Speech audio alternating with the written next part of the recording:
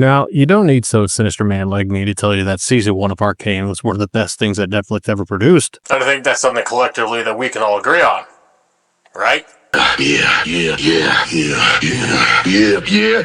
And now that season 2 is out, Dr. Sinister is going to give you your medicine, and as I tell Sister Teresa, swallow you must. So my thoughts on Arcane season 2 are...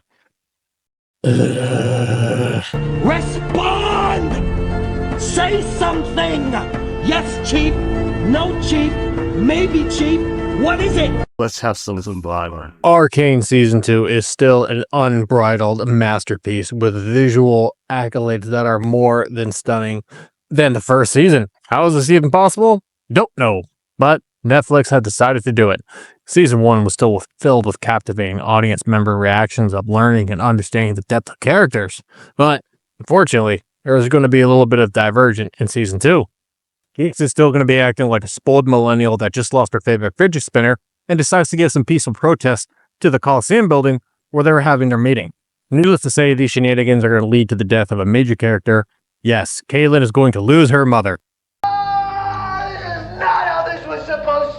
So what do you do when your mother gets killed by an angry teenager with blue hair? You're going to go and give yourself the biggest plot development ever, just like Victor is, because Victor is going to be blown up as well, but Jace, who's going to have to be using his own Hextech technology to bring him back to life.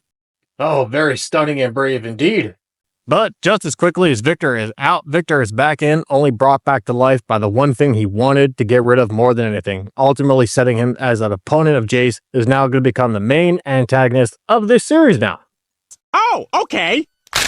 What kind of goddamn writing was this supposed to be? You couldn't even let us marinate in the death of these characters, but all of a sudden you lose one, and then you make one the main antagonist who had no understanding of this at all. In season 1, you had plenty of time to show us who the main antagonists were going to be, even the villains were.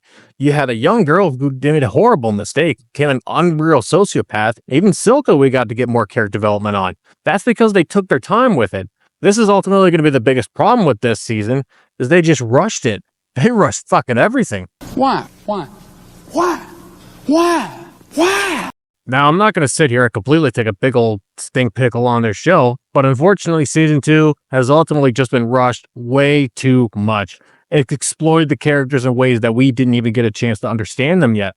Season 1 gave us a phenomenal time and an entire season to understand the characters, get the depth of them, and understand their dialogue. We had respect for the characters, even some of the villains.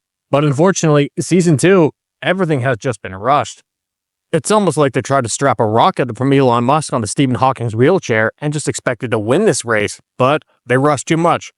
As the plot continues and the moisture thickens in this season, my dear sinners, it's going to be picking up still. Obviously, you're going to have your new antagonist now, Victor, who's going to develop a cult-like following for some fucking reason.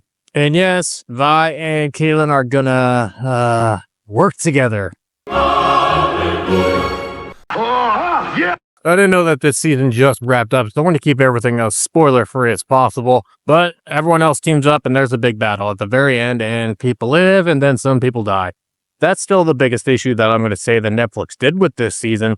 It could have been brought into 2 separate seasons for season 2 alone. But when you make money, and as good as season 1 was, it's never going to match up to what you want and what you need. This is ultimately the biggest disappointment because I know what this could have been. Had you split this up into 2 seasons, you could have had another season 1 in your hands.